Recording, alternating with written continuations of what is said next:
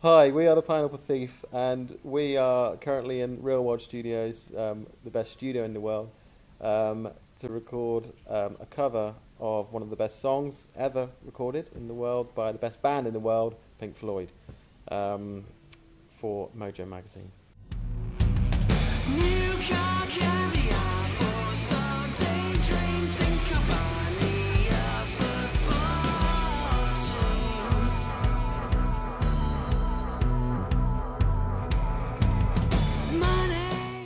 It's a bit bizarre because we've never done a cover before, and also we've never recorded in a big ass expensive studio like Real World. It's probably one of the most famous studios in the world.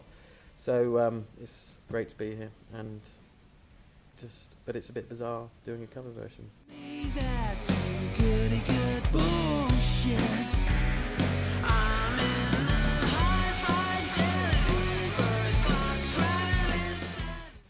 It's very weird. It's just one of those studios that you hear about and read about as from a kid growing up, and it's quite strange actually being sat on the sofa behind the famous control room. Yeah, well, the weird thing for me is I was actually here about 10 years ago. I don't know how, but I came here as a sort of a work experience style assistant job.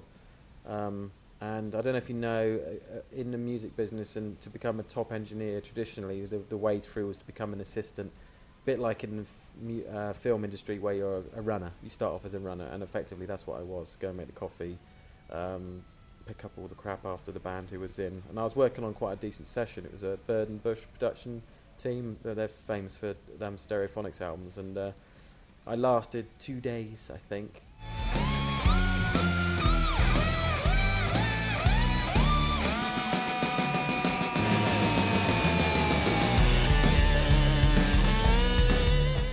I was thinking about how we could just put the Pineapple Thief take on a classic track. There's no point in trying to copy it because that's just blasphemous, isn't it, really? So I decided just to, rather than go you could go one way, which is just make it really soft and acoustic, or you could go another way and make it a bit heavy and naughty.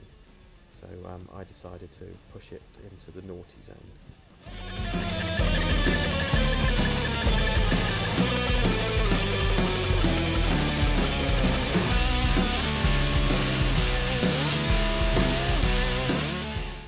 First came up, it was first kind of mooted.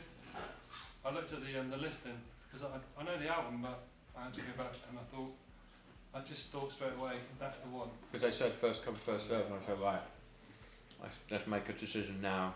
And I went through the whole album and went, okay, what would I do with that? What would I do with that? What would I do with that? And Money straight away, I just thought, totally rock out. Let's do it. No, I grew up listening to Floyd. I must confess I tended to focus on the mid-period Floyd, the metal, Atom Heart Mother, metal, Dark Side of the Moon and Wish You Were Here were the four albums, and Animals, that I listened to. I never really got into the Wall that much. But Dark Side of the Moon, I used to play that to death as a kid. A number of times I used to go to sleep before school the next day listening to Dark Side of the Moon. And when you watch the documentaries on how it was recorded at Abbey Road, and Alan Parsons, who engineered it, is a big hero of mine. So all in all, it's probably couldn't get more of a, I'm just completely honoured to be doing it, really.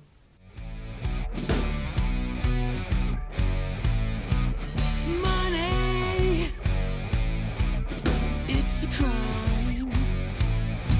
Share it.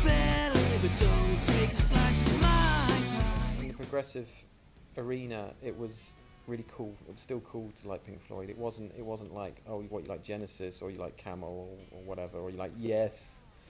Pink Floyd with they kind of had the image to that it was cool.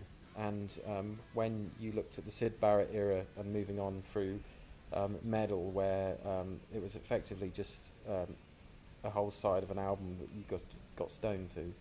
And then it progressed to Dark Side of the Moon, which is still a pretty psychedelic record, and for me that's what drew me to it.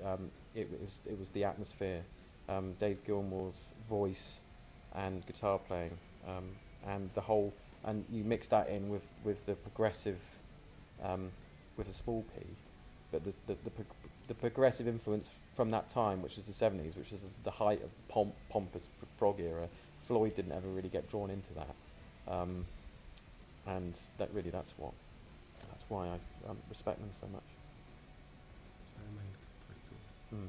Although you could argue that The Wall got a little bit